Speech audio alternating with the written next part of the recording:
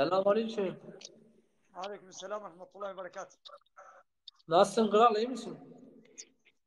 Buyurun, ben kral değilim. Ben kral değilim. Başlarsın Allah abi. bizi krallardan eylemesin. Biz kral değiliz. Elhamdülillah ben Müslümanım ve hocayım, imamım. Allah razı olsun abim benim. Sen nasılsın? Çok şükür seni sormalı, hamdolsun. Sen nerelisin? Ben aslen Muşluyum. Kurmancı zani. Eri yaz canım. Başa kam kurmancı biştakını. Kurmancı Serçava, khatırlı. serçava sersera.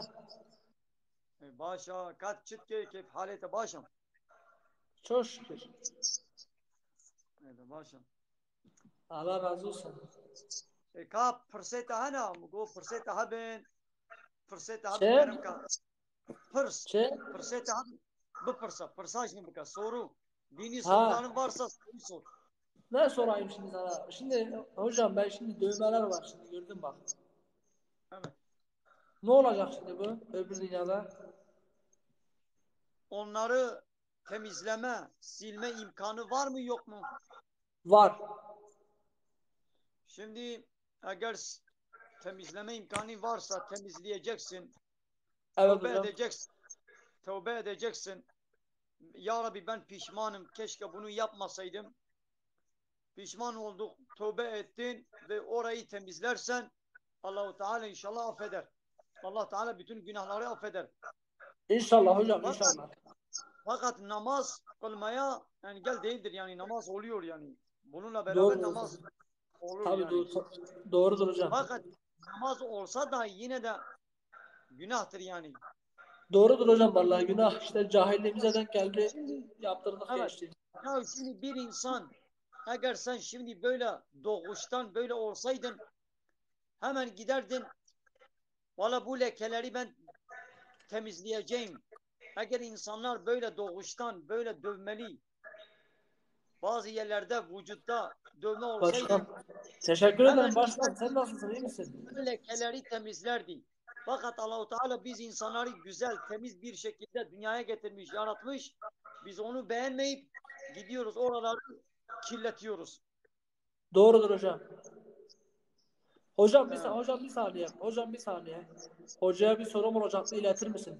Söyle kardeşim. Hocam bir soru var, bir saniye. tamam. Söyle Ya kardeşim başkan. senin ses nasıl öyle yankı yapıyor? Hocam burası boş ya. İçerisi boş, ondan yapıyor. Melike Sevim Ha. buyur. Başkan ya. Başkan teşekkür ederim kardeşim. Hilal Kartal katıldı. Adar hoş geldin. Sen ne iş Arkadaşlar hocam. yapıyorsun? Arkadaşlar hocamıza sorusu olan. Hocam bir saniye bak. Sen ne Birinci iş soru yapıyorsun? geldi. Sen ne iş yapıyorsun? Hocam bir saniye bak. TikTok'tan gelen hediyelerin parasını yemek caiz midir? Şimdi o TikTok'ta yaptığın canlı yayına bağlıdır.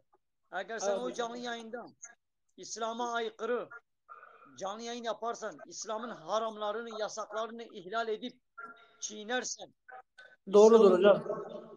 reklam edersen, hayasızlığı, edepsizliği, fahşiyatı, çıplaklığı, zinayı reklam ederse o zaman hem o yayından dolayı günahkar olur, Allah'a karşı suç işlemiş olur.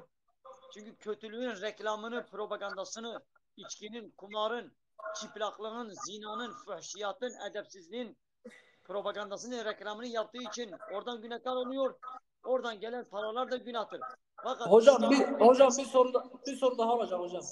bunu da sonra Şimdi daha bitireyim. bir İslam'a saat. uygun yayın yaparsa, Evet İslam'ın hocam. haramlarını ayaklar altına almazsa bir şey olmaz. Yani Doğrudur hocam. helaldir. Şimdi bir şey daha soracağım hocam. Şimdi hocam bak Hakancan 47 şey yazmış hocam. Hocaya söyler misin? Ben onunla ortak yayın yapmak istiyorum diye. Yapabiliriz. Ne olmaz. Ben herkesine yayın yapıyorum. Peki. Hakan kardeşim benim yayın zaten birazdan ben kapatırım. Ben kapattıktan sonra hocamla yayın yaparsın kardeşim. Takip edin hocamızı ve Olabilir. beni. Neden olmasın? Hocam bir soru daha varmış. Şuraya bir şey yazmışlar da söyleyeyim mi sana onu?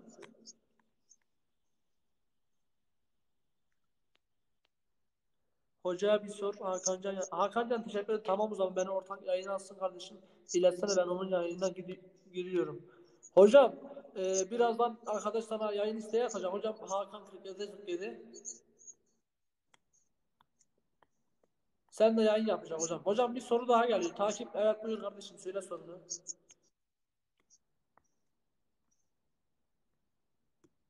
Arkadaşlar keşfetten gelen takip atsın. Hocam bir sorum daha olacak. Kardeşim söyleyebilirsin buyur iletirim ben hocamıza. Ben sana bir soru sorayım. Sorular gelene kadar ben sana bir soru sorayım. Tabii hocam buyur. Kelime-i şehadeti bize söyler misin? Kelime-i şehadet. Eşhedü en la ilahe illallah ve eşhedü enne Muhammed Abdülhü ve Resulü. Manasını da söyler misin? Vallahi hocam inan ki manasını hiç araştırmadım. Tamam, ben manasını söyleyeceğim. Tabii Dinle, ben hocam. manasını söyleyeceğim. Şehadet ederim. Yani kalben inanıyorum ki Allah'tan başka hiçbir hak ilah yoktur. Ve yine şehadet ederim ki Muhammed Allah'ın elçisidir, peygamberidir. Doğrudur hocam. Allah'tan başka hak ilah yoktur. Ne demek? Yani Allah'tan başka kimsenin emir ve yasaklarına itaat etmeyeceğiz. İlah demek Doğrudur hocam. itaat edilen kişi demek. İlah Şey var demek hocam mesela bak. itaat. Hele ben bunu bitireyim sonra sorulara geçeriz. Tabii İlah hocam. demek itaat edilen kişi demek. Yani biz kimin emir ve yasaklarına itaat edersek onu kendimize ilah etmiş oluruz. İlah demek yasa belirleyen. İlah demek kanun belirleyen, emir ve yasak veren, yasak serbest belirleyen kişi demektir. Bu hak, yasama yetkisi, kanun koyma yetkisi sadece Allah'ın hakkıdır. Eğer biz Allah'ın yasalarını, anayasası olan Kur'an-ı Kerim'i beğenmeyip onun yerine beşeri kanunları, insanların yapmış oldukları yasaları kabul edersek ve onlara itaat edersek demek biz onları kendimize ilah etmiş oluruz. Halbuki Doğrudur burada hocam. diyoruz ki Allah'tan başka hiç kimseye ibadet ve teslimiyet etmeyeceğiz. Doğrudur Evet. hocam. Hocam bir soruyu söyleyeyim mi sana hocam? Bir soru var hocam söyleyeyim mi? Evet söyle. Hocam bak bir arkadaşımız yazmış. 6 gün iş gereği oruç tutmadım. Ömür dünyada ne olur? Bu dünyada ne yapabilirim demiş. Şimdi iş gereği ben oruç tutamam. Öyle olmaz. Allah'ın emri bütün emirlerin üzerindedir. Biz Doğrudur hocam. işimizi Allah'ın emri bütün emirlerin üzerindedir. İşimizi de yapacağız orucumuza. Diyelim ki ikisi çatıştı. İşi bırakacağız. Allah'ın emrini uygulayacağız. Orucumuzu tutacağız, namazımızı kılacağız. Hiçbir işi, namazı, orucu, Allah'ın emrini hiçbir şeye fida edemeyiz. Ha, Doğrudur hocam. ya şimdi bu insan mazeretsiz Allah'ın emrini yerine getirmedi, orucunu tutmadı, Allah'a karşı bir suç işlemiş oldu. Kıyamet günü Allah-u Teala ona nasıl muamele edecek? O Allah karar verecek. İster Allah-u Teala ya iki seçenek vardır. Ya Allah-u Teala onu affedecek ya da cezasını verdikten sonra diyelim ki ne kadar ceza hakkında istediği Allah cezasını çektikten sonra tekrar cennete girecek. Doğrudur hocam. Hocam bir soru daha var. Hocam arkadaşımız yazmış. Bu yıl kişi başına ne kadar fıtra düşüyor? Fatura 25 milyondan aşağı olmasın, ne kadar fazla verirse versin. Doğrudur hocam. Sen oruç tutuyor musun? Tutuyorum hocam. Namazını da kılıyor musun? Vallahi hocam yalana gerek yok kılmıyorum. Yani yalana Ya gerek keşke yok. kılsın ya. Bak, kıl. Bak namaz da Allah'ın emridir. Oruç da Allah'ın emridir. Allah-u Haklısın hocam. Teala'nın bizim için göndermiş olduğu bu anayasada, bu Kur'an-ı Kerim'de Peygamberimizin söylediklerini, hepsini, İslam'ın emir ve yasaklarını bir Müslüman olarak yerine getirmemiz gerekir. Müslüman demek ne demek? Allah'ın emir ve yasaklarına teslim olan kişi demektir. Madem biz diyoruz ki biz Müslümanız, yani ey Rabbimiz senin emirlerine teslimiz, o zaman teslimiyetimiz belli olsun. Yani İlhan abi. olmaz. İlhan abi. İlhan 7234. Abi senin sorunu ben görmedim. Tekrar yazar mısın? Hocam bir sorumuz daha var.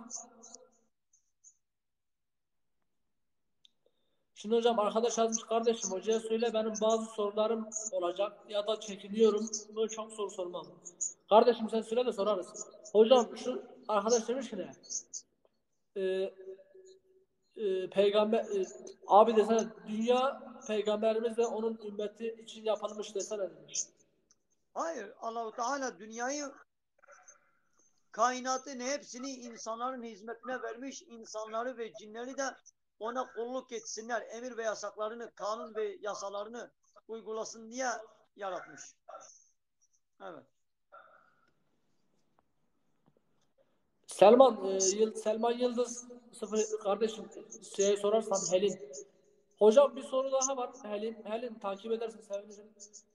Tesettürlü birinin saçını bağışlaması günah mı diye sorar mısın demiş. Ya ister tesettürlü olsun, ister tesettürsüz olsun. Saçını mı, yani saçını mı, anlamadım. Bir saniye. Hocam bir sor sen. Geçen gün açık kadına yayında baktım. Haram değil mi ve boş ver dedim, kaşık açık giymiş. Hocam diyor ki ne Ya yani? ben Yayında her açık zaman birine baksın diyor. Haram mı diyor. ya her zaman benim canlı yayınıma kim gelirse ben ona kamera kabul ediyorum. Canlı yayınıma ister açık kadın olsun, ister erkek olsun, ister kapalı olsun. Kim gelirse benim canlı yayınıma ben kabul ediyorum. Niçin? Dini sohbet, dini talim, dini öğretmek, İslam'ı tebliğ etmek için burayı ben burada İslam'ı şöyle anlatırsam hiçbir sakıncası, günahı yoktur. O açıksa, o kadın sadece benim canlı yayınıma geldiği için açık değildir. Zaten açıktır. Her yerde açıktır. Herkes onu görüyor. Zaten canlı yayınını açmış. Dünya alem onu görüyor. Bir tek benim canlı yayınıma geldiği zaman mı açık oluyor? Yani açıktır diye ben ona desem ki seninle konuşmayacağım, sohbet etmeyeceğim, dini anlatmayacağım. Peki bunlar dinini nasıl öğrenecek? Doğrudur. Hocam bir soru daha var. Onu da alalım. Belki başka yayıncılar da gelir. Evet, Tamam buyurun. hocam. Son sorumu söylüyorum hocam. Hocam arkadaş yazmış ki ne? Kral ben çok kul hakkı yedim. Vebali nedir?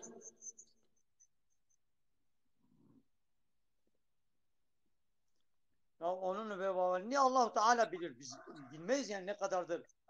Yani gidecek, onlardan helallik alacaksın, tövbe edeceksin. İnşallah Allah Teala affeder. Doğrudur hocam. Ergün Kırkaltı Maraşlı olan takip etsin kardeşim. Hocam sen bu Hakan 47 hocam senden yayın yapmak istiyormuş. Tamam, Özellikle sana gelsin. sor. Kim gelirse Sana özellikle gelsin. hocam. Sana özellikle soruları olacakmış. Sana zahmet hocam, arkadaşlar yayın yaparsan. Hakan Tamam, Can olur. 47. Gelsin. Tamam Gelsin, hocam. teşekkür Hakan ederim. Can. Hakan Can buradaysan kardeşim abi ben çıkıyorum. Hocamdan da şey yaparsın.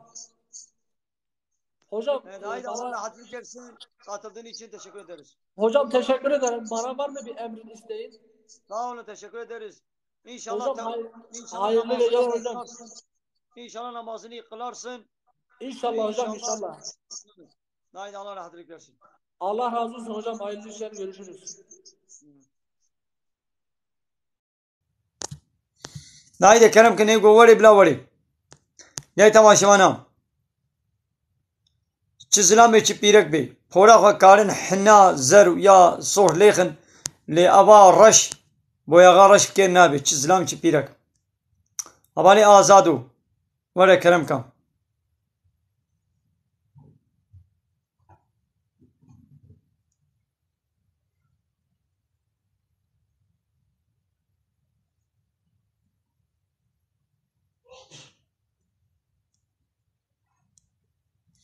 مالي كلام كان قال تماشا وانا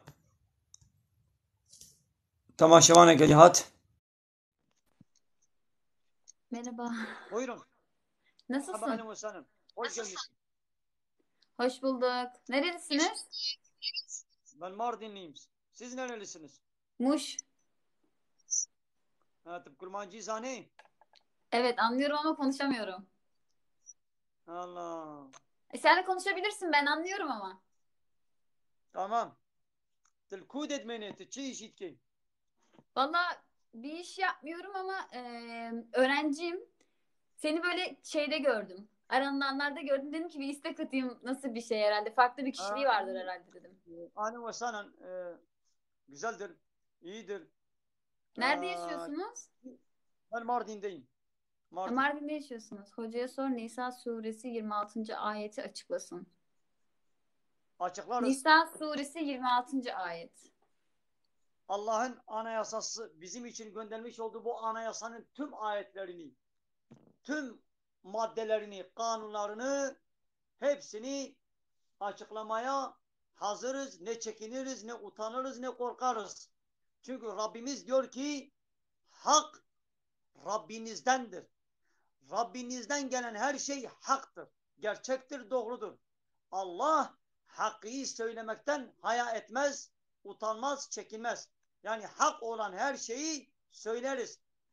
Acaba bunun ama bu kişinin amacı nedir? Hele orayı sor. Bir bakalım. Amacı ona göre Neden Nisa 26.'yı sordun? Amacın ne? ha, Bir yok. hocamıza cevap ver Yani ona göre. bizim için der değil. Fark etmez. Yani yine de bir bakalım. Onun amacını da öğrenmiş olacağız. Ben baktığım zaman hemen bileceğim. Yani kim ne soruyu soruyor hemen anlıyoruz. Nisa Evet. 26. O cevap verene kadar biri demiş ki oy kullanmak günah mı demiş. Evet. Oy kullanmak ne demek? Oy kullanmak Allah'ın seni dünyasında, yöneten Allah'ın kişiyi seçmek. dünyasında, Allah'ın dünyasında, Allah'ın hakimiyetini kabul etmeyip, Allah'ın yasama yetkisini, kanun koyma yetkisini ondan alıp hakimiyetini bizim gibi bazı insanlara vermek seçim oluyor ya. Hı Kim hı.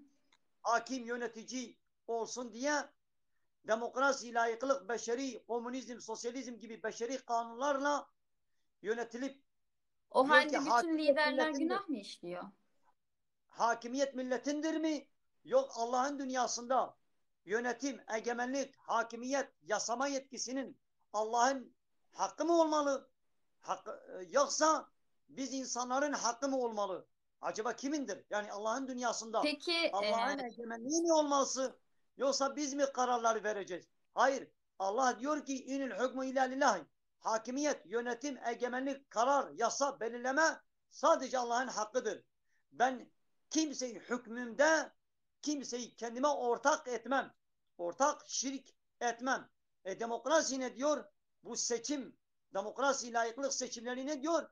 Hakimiyetin, egemenliğin milletin elinde olduğu. Yani millet kararlarını verecek. Neyin serbest, neyin yasak, neyin nasıl, peki nasıl hocam bu seçim olacağını. falan olmaz, devlet yönetimi olmazsa insanlar nasıl seçecek? Nasıl, Tamam, sistem nasıl işleyecek?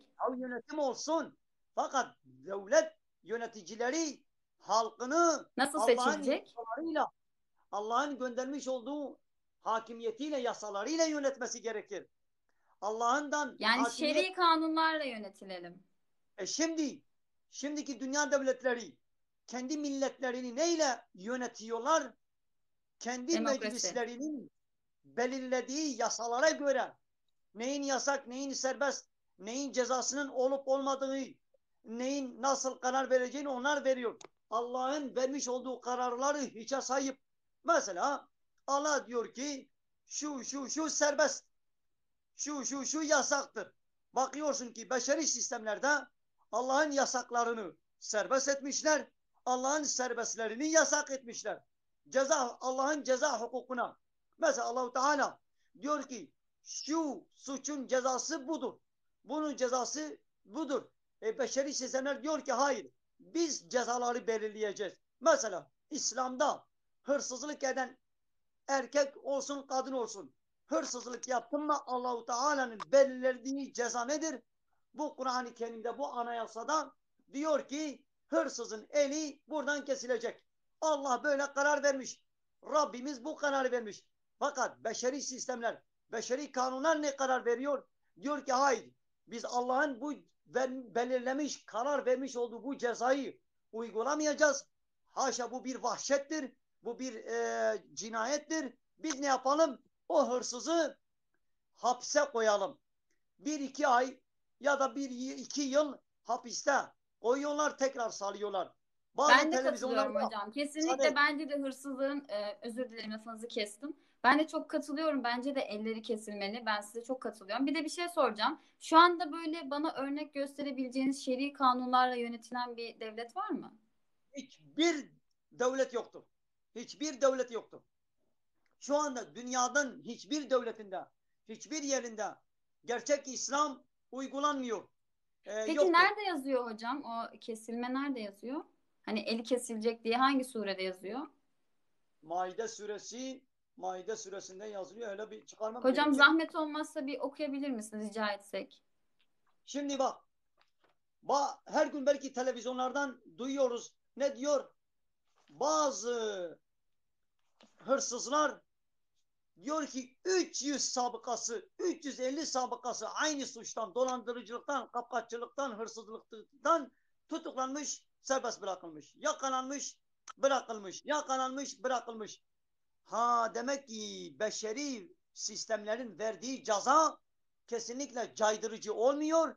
Onu o hırsızlıktan, o meslekten uzaklaştırmıyor. Peki hocam bu kadar Eğer yanılan insanlar, dünyevi sistemde insanlar çok yanılır bilirsiniz. Birinin elini kesmek hani geri dönülemez bir sonuç ya. Belki olsun suçsuz, belki masum o insan ya, ama yanlış bir o algı hemen böyle yüzünden. tespit edildikten sonra gerçek tespit edildikten bu kişi hırsızlık etmiş tespit edildikten sonra o zaman eli kesilecek. Peki Peki o şeytana bu hırsız kadar fırsat veren, özür dilerim. Şeytana bu kadar fırsat veren insanların hata yapmayıp gerçekten suçlu olan kişilere bu cezaları vereceğini düşünüyor musunuz? Yani sistemin iyi işleyeceğine emin misiniz? Çünkü şer'i hani kanunlar çok. ya, eğer gerçek İslam hakim olursa güzel yönetilecek. Fakat gerçek İslam uygulanmazsa sahte Müslümanların yani sözde Müslümanların eee, eline verilirse ne olacak? Bu Allah'ın yasalarını olduğu gibi yerinde kullanmayacaklar, suistimal edecekler. Ne şimdi Suudi Arabistan'da olduğu gibi. Ne diyor Suudi Arabistan'da el kesme uygulaması var. Bu o değildir ki demek ki Suudi Arabistan'da gerçek şeriat uygulanıyor. Suudi Peki Arabistan'da hocam, kimin eli kesiliyor? Müsaade et. Suudi Arabistan'da kimin eli kesiliyor? Eğer bir garip, bir gariban, bir fakir hırsızlık etti, diyelim ki dükkandan bir telefon çaldı, onun eli kesilecek. Fakat o devlet yetkilileri, o büyükler, yöneticiler hırsızlık, dolandırıcılık yapıyor. O zenginler, o iş adamları hırsızlık yapıyor. Onların eli kesilmiyor. İslam böyle %100 değildir. katılıyorum. Gerçek İslam hakim olsaydı Peygamberimizin dediği gibi vallahi eğer Muhammed'in kızı Fatıma da hırsızlık etmiş olsaydı ben onun elini kesecektim. Peygamber bunu niçin söyledi? Bir gün Medine'de ileri gelen bir kadın öyle büyük yerlerden yani ileri gelenlerinden bir kadın hırsızlık yapmış. Sahabiler halk gelmiş peygambere bunu affetsin diye. Bunu affetsin elini kesmesin. Ya el kesme peygamberin kararı değil ki Allah'ın kararıdır. Peygamber aleyhissalatü vesselam çok kızmış. Dedi ki siz nasıl Allah'ın vermiş olduğu bir kararda bir ceza kanununda gelip şefaatçi oluyorsunuz. Vallahi eğer Muhammed'in kızı Fatıma da hırsızlık etmiş olsaydı onun elini kesecektim. Yani peygamber kızı da olsa hırsızlık yapmış olsa İslam affetmez elini keser. Şimdi gelelim dünya dünya devletlerinin Hocam, yöneticilerine hı hı, bunlar ben sizi din akrabaları, yakınları, dostları bir suç işlediği zaman onların kanunları onların yakasına yapışmaz. Sadece halkın yakasına yapışır. İleri gelenlerin yakasına hiç yapışmazlar. bu söylediğiniz Kur'an'da yazıyor mu yoksa hadis mi? Nedir? Hangisi? Ben bir soru sorabilir miyim? Sizce Hangisi peki o? İslam Bunu sor. Tekrar o bahsettiğin o nedir? O şimdi sorduğunu tekrar sor. bu şer'i kanunlar Kur'an'da yazıyor mu yoksa hadis mi? Ya hem hadis hem Kur'an'da yazılıyor. İslam'ın temel kaynağı iki tanedir. Kur'an ve hadistir. Hadisler İslam dışı değildir ki. Hadisler de mecbur uymamız gerekir. Biri tekrar demiş ki ben merak ediyorum. Sadece sormak istiyorum. Nisa suresi 26. ayeti Ben açıklayabilir mi? o hırsızlıkla ilgili ayeti bir çıkarayım. Ayet Tamam, kaçtadır? bekliyoruz. Hocam peki diğer kitapları okumak yani diğer kutsal kitapları şu anki değiştirildiğini düşünüyorsunuz ama onları okumak günah Evet, mıdır yoksa doğrudur. araştırmak mı Öyle, gerekir? öyle düşünüyoruz, inanıyoruz. Rabbimiz Kur'an-ı Kerim'de diyor ki Tevrat ve İncil'i değiştirmişler. Allahu Teala bu iki kitabın ilelebet kıyamete kadar muhafaza edileceğini garanti vermemiş. Fakat çünkü son kitaplar değiller. Eğer son kitaplar olsaydı İncil'den sonra şayet Kur'an-ı Kerim o gelmeseydi İncil kıyamete kadar Allah onu muhafaza edecekti ki anayasa olsun kıyamete kadar. Fakat İncil'den sonra Kur'an-ı Kerim geldiği için ve bu Kur'an-ı Kerim'den sonra bir daha kitap gelmeyeceği için Allah-u Teala bu Kur'an'ı kıyamete kadar anayasa olarak, kanun olarak kabul ediyor. Muhafaza edecek. Bak, Maide suresi 38. ayet. Maide suresi 38. ayet. Diyor ki, hırsızlık eden erkek وَالسَّارِقُ وَالسَّارِقَةُ فَقْتَعُوا اَيْدِيهُمَا Hırsızlık eden erkek ve hırsızlık eden kadınların ellerini kesin. Bunlar Allah tarafından verilmiş bir cezadır. Evet.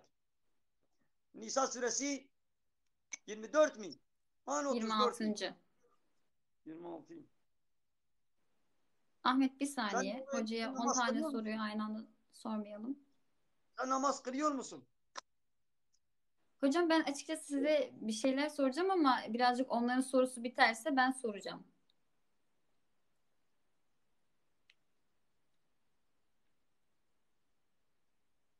Nisa Melekler 26 mı? bildirir Alp. Nisa suresi 26. ayet. Evet.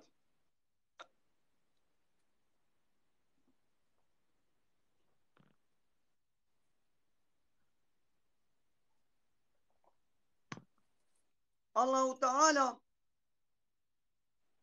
size hükümlerini, kanun ve yasalarını, helal ve haramlarını size bildirmek ister. Size açıklamak ister. Ve Allahu Teala sizi önceki peygamberlerin yollarına hidayet etmek ister. Şimdi bütün peygamberlerin yolu birdir. İslam'dır. Adem peygamberden son peygamber Muhammed Aleyhisselatü Vesselam'a tüm peygamberlere bir din gelmiş Allah tarafından İslam'dır. Hepsi bir şeye insanları davet etmişler. Nedir? La ilahe illallah. Bütün peygamberlerin ortak davası La ilahe illallah'tır. Yani gelin Allah'tan başka kimseyi kendinize ilah kabul etmeyin. Yani Allah'tan başka kimsenin emir ve yasaklarına itaat etmeyin. Bütün peygamberlerin yolu budur. Allahu Teala sizi önceki peygamberlerin yollarına hidayet etmek ister. Yani tüm peygamberlerin yolu aynıdır. Bütün peygamberler İslam peygamberleridir. Hepsine iman etmemiz gerekir. Ve Allah tövbenizi kabul etmek ister. Allah her şeyi bilendir. Her şeyi hikmet sahibidir. Hikmet sahibidir. Ben size okuyayım. Bu Nisa suresi 26. ayet değil diyorlar. Ben size direkt sureyi O zaman okuyayım. o yanlış söylemiş. Nisa. O yanlış söylemiş. 26. ayet budur. O zaman 36.'yı kastediyor. O zaman o yanlış söylemiş. Hayır, ben tam 26.'yı okudum. Allah size bilmediklerinizi açıklamak ve sizi sizden öncekilerin yollarına iletmesi. Bu sizin söylediğiniz. O 36'dan Ama bahsediyor galiba. evet, 26. Ben 26'yı söyledim. Bir Aynı bakalım söylemedim mi? 36'ya. Ya da 34 mü? Evet, 34 olacak.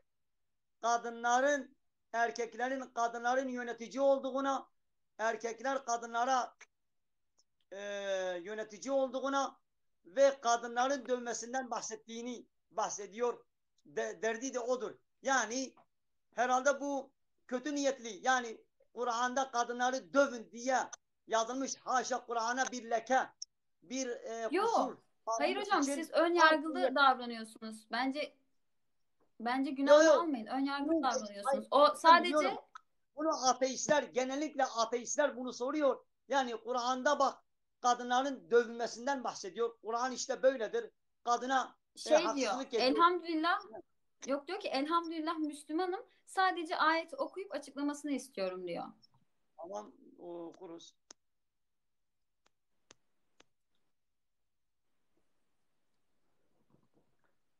Bismillahirrahmanirrahim. Er-ricalu kavvamune alen nisai. Erkekler kadınlar üzerinde birer yöneticidir. Yani evde karı koca var. Evde bir yöneticinin olması lazım. Nasıl ki her iş yerinde, her okulda, her devlet dairesinde, her yerde bir müdür, bir yönetici, genel müdür, bir şirkette patron, idareci, yönetici var ise ve gerekli ise evde de bir yöneticinin olması gerekir. Peki bu Siz yöneticiliği bundan İslam, rahatsızdınız ama bir yöneticinin olması Allah'ın kurallarına karşı gelmesi şimdi anlamına geliyor dediniz. müsaade et. Bu yöneticilik kimin omuzuna yük edilmiş? Allahu Teala erkeğe yük edilmiş. Bu değildir ki yani erkek yönetici oldun mu yani hanımına zulmetsin, hakaret etsin, işkence etsin. Bu o değildir. Sadece yönetici Hocam ben lazımdır. de yönetici olmak istiyorum. Ben neden yönetici olamıyorum? Yani cinsiyetim yüzünden Allah-u Teala neden ben yönetici değilim? Allah-u Teala ya şimdi karı koca evde müşaviret, istişare etsinler bir konu hakkında. Fakat en son kararı müdür verecek. Evin Bir şey reisi sorabilir erkek. miyim? Ya Ben de hele bunu sorabilir miyim ama karşılıklı iletişim kuralım hocam. Ben de kendi sorularımı tamam. sorayım. Benim beynim daha mı eksik? Yani benim zekam mı eksik? Yahu senin beynin eksiktir, değildir. Yahu şimdi sen dedin ben üniversite okuyorum değil mi? Hı hı. Sen okul okuyorsun değil mi? Evet, çok şükür laiklik olduğu O, için okul o okuyabiliyorum. okulda sen hangi okulu okuyorsun? Ben üniversite okuyorum. Üniversite son sınıf öğrencisiyim. Üniversitede kaç tane öğretim görevlisi, öğretim üyesi vardır? Bulunduğun üniversitede Yaklaşık 30-35 tane bizim 30 tane üniversitede. var. O üniversitenin kaç tane dekanı, müdürü vardır? Bir dekan, bir de rektör var. Ya bir tane dekan vardır. Acaba bu dekan olan kişi acaba Kadın. çok mu zeki, diğerleri çok mu beyinsizdirler de? Ya bir tane dekan olması gerekir. Bir tane müdür. Yani ben seni müdür yaptım da diğerlerini müdür yapmadın. Yani diğerleri akılsızdır, beyinsizdir. Seni müdür yaptın, sen beyinsiz, sen beyinlisin. O diğerleri beyinsizdir manası Evet çıkılmaması ama gerekir. erişilmesi zor bir makam. Hani o yöneticilik mertebesi Ya, erişilmesi zor bir makam ya olduğu için Allah-u Teala kadını da erkeği de belli bir fıtrat üzerine yaratmış. Erkeğin fıtratı yaratılışı buna Allah-u Teala buna daha uygun yaptı. Bu yükü ona verdi. Kadının vazifesi şefkattir, merhamettir, annelik duygusudur. Bu daha fıtratında, peki yaratılışında bu daha doğuramıyorsam arkadaş. hocam yani yapamıyorsam çocuk yani kısırsam annelik duygusu yoksa olamıyorsa Olamıyorsan burada senin bir suçun yoktur. Ya yok herkesin bir görevi vardır. Yani kadın olabilir eğer onun erkeği bu işi yapamıyorsa diyelim ki bazı erkekler vardır bu işin altından gelemiyor. Yine de kadın tamam evi yönetsin fakat yine de kocasından habersiz bir iş yapmasın. Yani senin şöyle kocan hiçbir şey söyleyelim daha doğru anlıyorsa olur.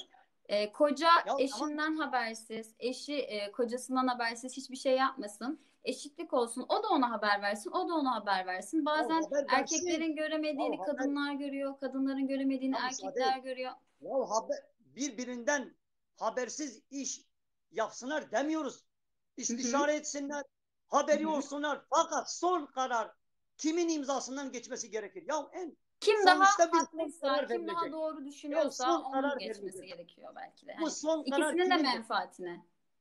Ya son kararı birisi vermesi gerekir. Son karar kimindir? Mantıklı Son düşününce karar hangisinin kimindir? hocam sordunuz söylüyorum. Mantıklı düşününce hangisinin verdiği fırsat, hangisinin önerdiği problem çözücülük daha öndeyse, daha Hayır mantıklıysa hayır. bence onu Şimdi yapmaları. ya tamam. Mesela Peygamber Aleyhisselatü Vesselam savaş alanında dahi, savaşta dahi bir hanımından istişare ediyor. Bak Hı hı. savaşta hanımından istişare ediyor. Hanımının Demek ki fikrini alıyor. Müsaade et. Hanımının fikrini alıyor. Hanımının verdiği fikri uyguluyor ve öylece başarılı bir şekilde sonuçtan çıkıyor. Yani tamam istişare et demiyor. İstişare edeceksin. Fakat evin reisi olması gerekir. Reis. Ya bazen müdür öğretmenlere göre hareket ediyor. Fakat en son herkes o okulda müdür olamaz. Bir müdürün olması gerekir. Bir Hı hı. yöneticinin olması. Yani sonuçta bir kişinin imzası, bütün mühür, yani bir dairede 2 kişi adına mühür olmaz. 2 kişi adına imza olmaz. Her dairenin bir yetkili imzası vardır. Bütün şeyler onun imzası altından geçiyor. En sonunda erkeğin imzası geçerlidir, o kadar. Uzatmaya gerek yok. Ha. Allah-u Teala böyle karar vermişten sonra Allah'la pazarlık edilmez. Allah bizi Tövbe bizden daha iyi biliyor. haşa hocam. Allah Kelimelerimizi bizi bizden seçelim. daha iyi biliyor. Pazarlık diye Ya düşünmeyelim ama şimdi siz erkekler, ya erkeksiniz. Allah'ın yasalarını tartışmak olmaz. Allah demiş ki Ama Allah araştırın erkekler, demiş. Hazreti İbrahim bize ya araştırın, araştırın. yol bulun demiş. Fakat diyelim ki Hazreti İbrahim bile Allah'a ulaşırken önce gitmiş, bakmış güneşe, aya, her yere hayır bakmış. hayır, Ondan sonra o Allah'ı yanlış bir bulmuş. meseledir. Hayır, o ayrı bir meseledir. O öyle bildiğimiz gibi değil. O İbrahim meselesi öyle bildiğimiz gibi değildir. O yanlış biliyoruz. O ayrı bir mesele. Orayı açmayalım. Ya şimdi araştır. Diyelim ki sen sonuç bulmadın. O zaman Allah'ın kararına e, uygulamayacak mıyız? Ya de araştırdık o hikmeti bulmadık. Bulmadık diye o zaman ey Allah, ey Rabbimiz senin bu kararını benim aklımda yatmadı diye hikmetini bulmadım diye o zaman senin bu kararını uygulamayacak mıyız diyeceğiz. Hayır. Ya da günümüz dünyasında Allah'ın Celle Celaluhu kararını kendi menfaatine göre açıklayan insanların günahı nedir mesela diğer dünyadan? Anlamadım. Allah'ın belirli kararları var. Bazı insanlar Allah'ın bu kararlarını kendi menfaatine göre açıklıyor. Yani aslında olmadık bir şeyden bahsediyor. Bu aslında yanlış bilgi vermek ve insanları çok farklı yerlere sürüklemek oluyor. Bunun günahı nedir? Ya eğer bilerek bunu yaparsa vebali vardır. Eğer bilmeyerek yaparsa hiçbir günahı yoktur. Ya hala ayeti üzerine hepsini bir okuyalım. Yani daha kelimenin başında bak 10 dakika 10 dakika daha kelimenin ilk başında 10 dakika üzerinde duruyoruz. Ya erkekler kadınlar üzerine yöneticidirler. Tamam. Gitti bitti. Yani kayıtsız şartsız Allah'ın emir ve yasaklarına itaat etmemiz gerekir. Erkekler kadınlar üzerinde birer üstündürler. Yöneticilik bakımından üstündürler. Allahu Teala ne için? Bazılarına verdiği diğerlerine vermemiş. Yani kadının fıtratı bir şeye uygundur. Erkeğinki bir şeye uygundur. Yani farklı yaratışlar. Tıpkı mesela her cihazın programı aynı mı? Aynı cihaz bu programa göre ayarlanmış. Diyelim ki çamaşır makinesi çamaşır yıkamaya programlanmış.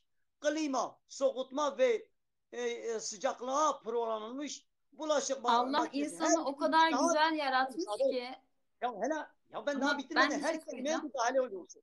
Her kelimeye Allah müdahil oluyorsun. insanı o kadar güzel, bak Allah insanı o kadar güzel yaratmış ki insan ne bir cihaza benzer ne bir makineye benzer.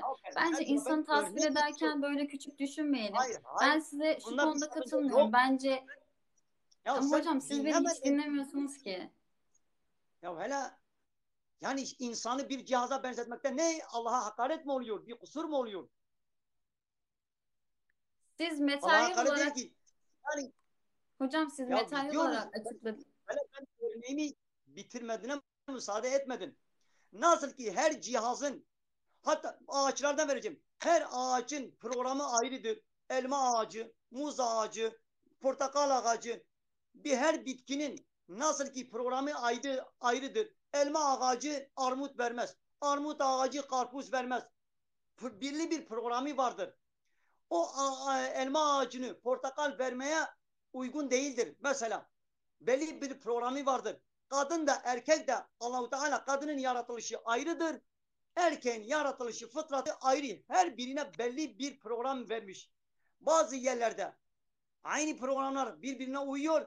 Bazı yerlerde programlar birbirine uymuyor. Kadının farklı programı vardır. Erkeğin farklı program, fıtratı, yaratılışı vardır. Kadının kendini erkek gibi programlarsa olmaz. Erkek kendini kadın gibi programlarsa olmaz. Allah ona ne fıtrat vermişse o fıtrattan çıkmaması, o programın dışına çıkmaması gerekir. Bunu örnek gösterdim. Yani burada onu cihaza, ağaca, meyveye benzetmekten bir sakıncası, bir şey yoktur. Yani diyor ki Allah-u Teala evin yönetimi, evin geçimi erkeğin üzerindedir. Kadın ne kadar çocuklarına, kocasına sarf etmeye, harcamaya mecbur değildir. Erkek mecbur dışarıda çalışacak, hanımı, çocuklarını, geçimini yapacak. Bunun için Allah-u Teala da son karar yöneticiliği evin erkeğine vermiş. O kadar. Salih kadınlar, ibadet eden kadınlar, kocaları hazır olmadığı halde namuslarına, evine muhafaza edenler ve onların size karşı gelmesinden endişelendiğiniz hanımlar, baktı ki erkek bakıyor, onun hanımı onu dinlemiyor, sözünden çıkıyor, aykırı hareketler yapıyor, karşı geliyor. Diyor ki böyle erkeklere sen dinlemiyorsun herhalde. Ben sizi dinliyorum. Sadece çok komik geliyor. Yani ben ona karşı geleceğim. O kim ki? Bir erkek ne ki ben ona karşı geleceğim? Ne oluyor yani? Ben neden bir erkeğin sözüne itimat etmek zorundayım? Bu ayıp değil mi? Benim de beynim var, benim de fikrim var. Hocam sizinle günümüz dünyasında gerçekten anlaşabileceğimizi düşünmüyorum. Siz birazcık kendinize göre yorumlamışsınız. Hani dilerim Allah'tan Allah sizi cennetiyle mükafatlandırır. Aç orada sen onu oraya oku. Ben nasıl kendime göre açıklıyorum? Ya Allah-u Ben Teala diyor dilerim Allah'ın söylediğine sen itiraz mı ediyorsun? Oradan aç. Bana inanmıyorsan aç sen oku. Aç oradan sen oku meali. Diyor ki erkeğine karşı gelmesinden endişe ettiğiniz hanımlar, ya erkek baktı ki hanımı onu dinlemiyor. Diyor ki gitme falan yere, diyor ki illa gideceğim. Şu işi yapma, illa yapacağım.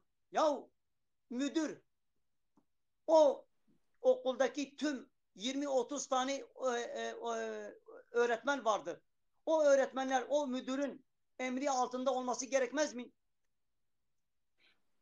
hocam peki Ya, bir, belki o bir öğretmenler evde bir müsaade et. Ya en son o okulda kimin imzası geçerli? Devlet kime yetkiyi vermiş? Müdüre vermiş. şöyle O devlet dairesinde, o nüfus dairesinde, nüfusta belki yüzlerce memur var. O memurların bir tek müdürü vardır. O müdür ne karar vermişse diğer memurlar ona karşı gelirse ne olur? Ya olmaz. Ya kadın evin içinde reisini dinlemesi gerekir. Ya bunu Allah-u Teala söylüyor. Bunu beğenmeyip de Allah'a karşı gelmek olur. Mecbur erkeğini, kocasını dinleyecek. Daha de hiç uzatmayalım. En son bütün gelen yayınıma gelen kişilerden bir şey istiyorum. Senden de söyleyeceğim. Bize kelime-i şehadeti söyler misin? hocam şöyle söyleyeyim. Tabii ki söylerim. O sizin hepimizin şehadeti. Ama söylediğiniz şeylere katılmıyorum. Ama tövbe O haşa buraya benim çok ağır söylediğime şeyler yazıyor. gelmiyorsa, ya sen Müslüman Siz mısın? bir dakika. Siz yorumlayıcısınız kendinize göre. Herkes Kur'an'ı kendine göre yorumlayabilir. Ben sizin Hayır ya. söylediğiniz, Tam yorumladığınız yorumlama kısma değil ya. Aç sen müsaade bir bak ya. Yorum etmiyorsunuz. okumadım. Bu doğru bir davranış değil. Ben sizin yorumladığınız kısma katılmamakla beraber tövbe haşa Allah'ımı çok seviyorum. Asla ona şirk koşmuyorum. Buraya öyle şeyler yazıyorlar. Ayıp ediyorlar. Aynı yöneticinin de kadın olabileceği, mesela diyelim müdür kadınsa o zaman kadın himayesindeyse herkes, o zaman bütün Wow, müdürler, sen bütün lider anlamıyorsun. Ya diktatörler. Devlet. Ben sizin vermek Ya istediğiniz örneği okulda anladım. anlatamıyoruz. Ya Fakat evde hocam bir biz yok yöneticinin sayılıyoruz. lider Sizin olması bu gerekir. söylediğinize Lider. göre ben yokum. Benim fikirlerim yok. Ya Ben sen söylerim, en varsın son nasıl sözü yoksun ya? erkek söyler. Neden? Neden? Ya Allah-u Teala böyle istemiş. Git Allah'tan sor. Allah'a sor neden böyle? Seni Hocam yaratan Allah'a sor. Neden böyle? ben asla kimseye Yok saygısızlık hele kelime-i etmiyorum. şehadeti bize söyler misin? Kelime-i şehadeti. Ben bakın arkadaşlar buraya öyle şeyler yazmayın. Siz Ya bırak o Müslümansınız. mesajları. O mesajları Bir dinleme. dakika Bırak. hocam. Bir dakika. siz Müslümansınız. Başka insanlara böyle şeyler yazıyorsunuz ama siz yani bizim dinimizin emrettiğinin tersini yapıyorsunuz. Bir başkasına kafir demek çok büyük günah. Kalp kırmak da Kabe yıkmak kadar Kafir günahtır. ona kafir Ben mecbur size diyeceğiz. chatte bana buna yazanlara hakkımı helal etmiyorum. Bununla yüzleşin. Öyle müsaade et. Eşhedü en la ilahe illallah ve eşhedü enne Muhammeden Resulullah diyorum. Tamam, Size de güzel. iyi yayınlar diliyorum. Hele müsaade et. Hele müsaade et. Hidayete erersiniz inşallah. Allah'ın yolunu bulursunuz diyorum. Hele müsaade et. Leküm, Sen dinüküm, veli edin arkadaşlar. hele müsaade et. Şimdi sen biraz önce dedin ki bazı kişilere sen kafir diyorsun. Yani Onlar kafir bana olana diyorlar. ben sana söylememişim ki onlar demişse benim suçum nedir? Size Eğer demedim bir ki insan zaten. sen bana söyledin. Yok, Sen dedin chat'e ki dedim. Chat'e. Chat yani sohbet kısmına dedim. ben zannettim ki ya şimdi eğer bir insan kafirse yani Allah'ın kanununu kabul etmiyorsa, Allah'ın kitabına inanmıyorsa, peygamberine inanmıyorsa bu kafir olur. Kafire mecbur kafir demeliyiz. Kesinlikle ama bir insan da Allah'ımı seviyorum ve sizin yorumladığınız kısma katılmıyorum. Kur'an'ımı seviyorum. Hani sizin yorumladığınız kısma katılmıyorum dediği zaman ona benim aynı fikirde olmadığın için kafirsin dersek bu sizin kendi dininizle çelişmenizdir arkadaşlar. Tekrar size kafirundan leküm, diniküm veliyedin arkadaşlar. Bu kadar. Hele tamam, o kelime-i şehadetin manasını da bize söyler misin? Önemli olan manasıydı. Eşhedü en la ilahe illallah ve eşhedü enne Muhammeden Abdühü ve Resulullah. Ben şehadet ederim Allah'a ve Resulüne inanmaya. Şehadet ediyorum Allah'a ve Resulüne. Hayır. Müsaade et ben manasını söyleyeyim. Şehadet ederim ki yani kalben inanıyorum ki Allah'tan başka hiçbir hak ilah yoktur. Allah'tan başka hiçbir hak ilah yoktur. Allah'tan başka ilah yoktur değil. Halk arasında böyle meşhurdur. Şehadet ederim ki Allah'tan başka ilah yoktur. Bu yanlıştır. Allah'tan başka hak ilah yoktur. Ve yine şehadet ederim ki Muhammed Allah'ın elçisidir, peygamberidir. Peki Allah'tan başka ilah, hak ilah yoktur diyoruz. İlah ne demek? İlahın ne demek olduğunu biliyor musun? Yaratıcı. Hayır, yaratıcı değil. Zaten yaratıcı Allah'tır. Kafirler de bunu söylüyor. Allah'ın sadece tek yaratıcı olduğunu bunu kabul ediyorlar. Allah'ın tek ilah olduğunu kabul etmiyorlar. İlah ne demek? İlah yasa belirleyen, kanun belirleyen, kendi emir ve yasaklarına itaat edilen kişi demektir. Yani biz kimin emir ve yasaklarına itaat edersek, kimin emir ve yasaklarını, kimin kanun ve yasalarını üstün görürsek, onlara itaat edersek demek onları kendimize ilah etmiş oluruz. Biz ya Allah'ı kendimize ilah edeceğiz, yani Allah'ın emir ve yasaklarına itaat edeceğiz, ya da kendimiz gibi bir insanın belirlemiş olduğu yasaları, layıklık, komünizm, demokrasi, sosyalizm gibi beşeri sistemlerin, beşeri insanların ürettiği yasalara uygulayacağız. Eğer Hocam, onları uygulasak, layık bir şey söyleyeceğim. Kapitalizm diyorsunuz. Bunda konuşacağım. Kapitalizm diyorsunuz, emperyalizm diyorsunuz, küreselleşme diyorsunuz. Elinizdeki telefonun vergileri sizin hiç sevmediğiniz ülkelere, insanlara gidiyor. Yaptığınız yayın bu tarz insanlar tarafından yapılmış. Siz bir yayın yapıyorsunuz ve sizin eleştirdiğiniz sistemin bir parçasıyken aslında siz de bir nevi yasaları uygulamıyorsunuz. Ben size bu konuda dediğimi yap, yaptığımı yapma demişler. Siz şu anda yayın yaptığınız platformun ne olduğunu. Hayır. Ya ben hemen komünizmde bahsettin, hemen müsaade etmedin, hemen müdahale ettin. Emperyalizmden de bahsettiniz. Ya müsaade et. Layıklık. Hocam müsaade sizin. Ben zaten hiç konuşmuyorum ki. Ben hiç konuşmuyorum ki. Müsaade sizin zaten. Ya la ilahe illallah ne demek? Allah'tan başka kimseyi ilah kabul etmiyoruz. Kapitalizmle yani ne ilah alakası demek, var bu söylediğinizin? İlah demek ne demek? Yasa belirleyen. Şimdi dünyada Allah'ın yasalarını beğenmeyip kendileri yasa belirleyenler kimlerdir? Bir sürü bütün devletler Allah'ın anayasası olan Kur'an-ı Kerim'i kabul etmiyorlar. Onlar yasa belirliyorlar. Layıklık gibi, demokrasi gibi, sosyalizm gibi, komünizm gibi beşeri, yani insanların belirlediği anayasalara göre insanları yönetiyorlar. Eğer biz o insanların anayasalarını kabul edersek onları kendimize ilah etmiş oluyoruz. Layıklık ne diyor? Din devlete karışmasın. Din kimdir? Allah'ın şeriatı dinidir. Allah'tır. Yani Allah bize karışmasın. Ya Allah bize karışmasa olur mu ya? Demiyordur öyle.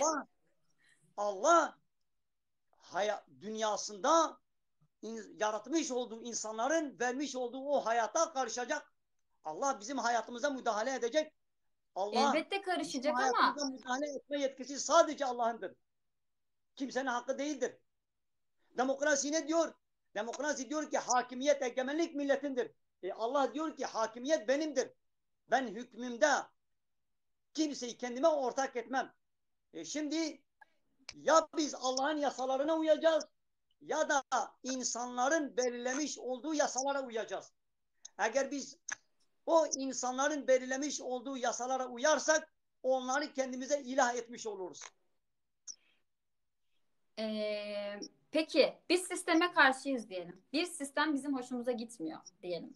Örneğin siz mesela şer'i kanunlara göre yönetilmediğiniz için hoşunuza gitmiyor. Bu değil mi? Ama siz bu sistemin bir parçası oluyorsanız o sisteme hizmet etmiş olmuyor musunuz dolaylı yoldan? Şu anda elinizde kapitalizmin, emperyalizmin ürünü bulunuyor. Ben bir sistemin bir parçası değilim.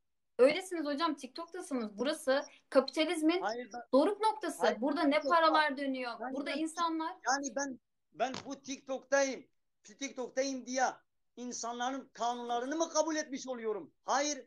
Ben bu TikTok'ta bu da Allah'ın bir nimetidir. Bu TikTok onların iyiliği, nimeti değildir. Beşeriler Allah'ın bir nimetidir. Ben bu Allah'ın nimetiyle Allah'ın dinini anlatıyorum.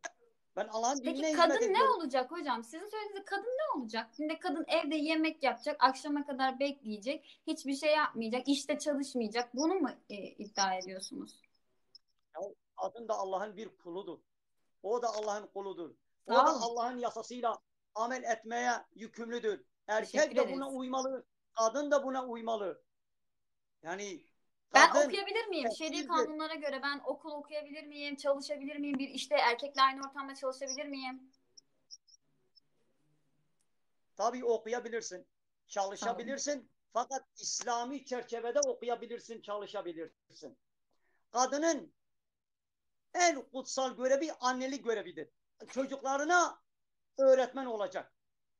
Kadının görevi sekreter olup bir patronun sekreteri olup masasını temizleyip çayını kahvesini getirip efendim şöyle böyle Doktor oldu mağazada diyelim. Kadın doktor oldu diyelim. He. Kadın doktor oldu diyelim. Tamam doktor olsun.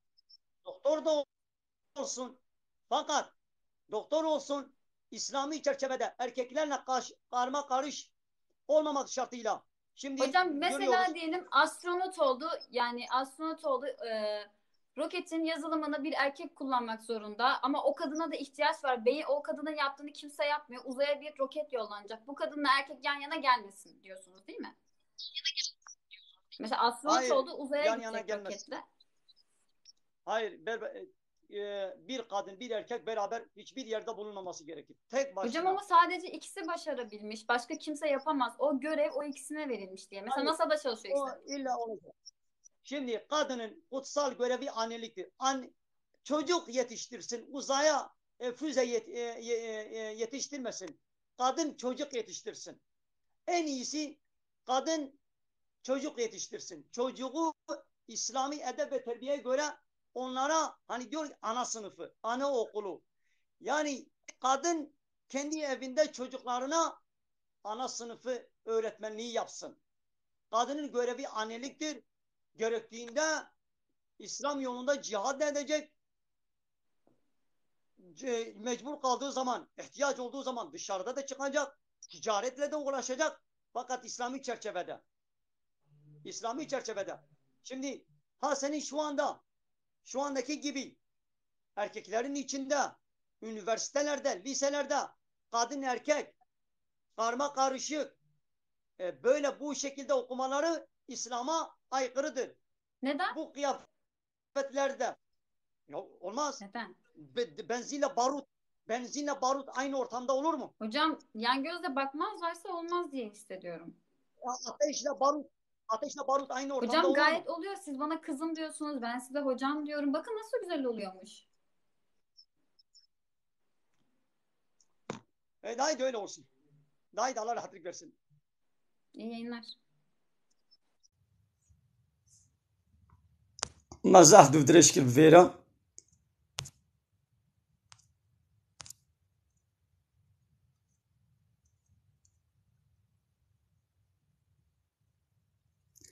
يا مزنا قالي تماشوانا آمي أجبو حالو مزنا وي بخوينن أونيفرسيتي وي بخوينن مزنا فكري ويش مكتبي للشغلي فكري ويش دنياي للشغلية ليش كتاب ربي خورا مزش كتاب ربي خورا جاهلة بالربي خورا بكتاب ربي خورا رحت كاري مجادلة بكت ببسري مناكبي كما حالو يا مزنا مطلق قيصش شرصش ربي خورا نتسليمه دبي حالو حلال حرام دبي كما بسري مناكبي ها بلا ناب في شكلي بانا بلا وقت ديا خوبانا بلا مكتب نخوندانا قوش ربي خورا بلا تسليم بانا وبلا ندفي جهالتي دبانا اسلامي جيرت بيجي قيمة خو بإسلامي نايني أب حلال أب حرامة لحسابي ويناي مكتب خوندنا ببي شكلي واش ديني وادر دخي تمام بس حج ربي خودكم عرب دبي قولت بيجي لقابا آية ضدي بيتي خوندن قرآن دبي حالو نكا دبي يا ما چما چنم يا قرآن دبي جي زلام وبينك دنام هفدا نابي يا أب الحسابي ويناي أب الحسابي ويناي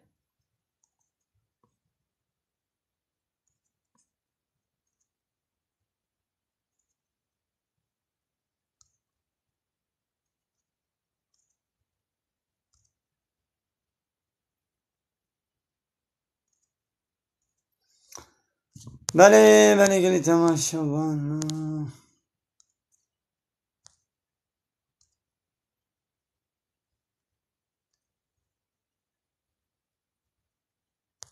يا بلا بخوين ما انا قلت يا بلا نخوينن لي بلا مدنا خوندنا جو اغلب جنجي جو مكتبه خوين يونيفرسيتي خوينين البرفا تلفزيون البرفا مكتبه مدنا جدين درت كبن بالدين را مجادله دكن تشتاقوا وري حسابي واوي كنت تشتاقوا نوي حسابي واناكن ودي قيافتي وي دبياز مسلمان ايكا او قيافتي تا قيافتي اسلاميه بكوري كارب كچكارا كوركو كچكرا حد يونيفرسيتي ده بابر الرام رونن بقرن حنكا بكن چاي بخون هرن ورن زنا چدبي فحشياتي چدبي امنا بالله زنايا مازن يشدبي لحالو زنايا کو بابر الرام رون حنكا بكن قال فلكي كي مدنا او يشدبي زنايا بچعب زنايا بدست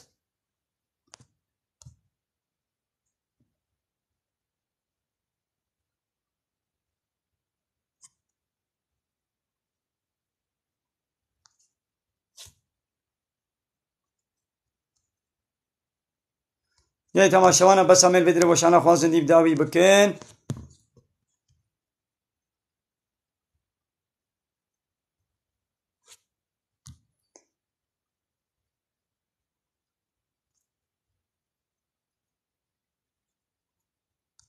يا تماشوانا من خير وخشيد السلام عليكم